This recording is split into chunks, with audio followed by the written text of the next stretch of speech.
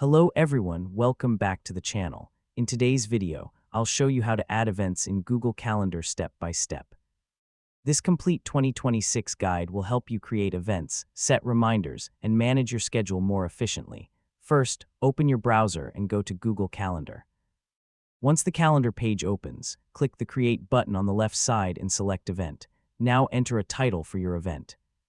For example, you can create a meeting, appointment, online class, interview, or personal reminder.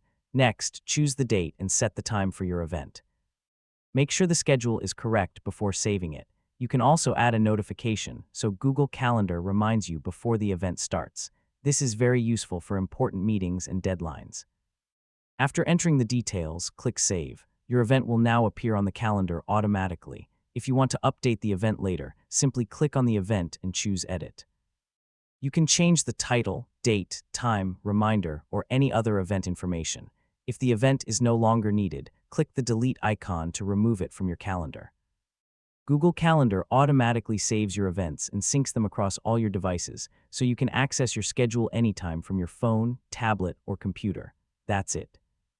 This is the easiest way to add events in Google Calendar in 2026. Thanks for watching, and don't forget to like, subscribe, and see you in the next video.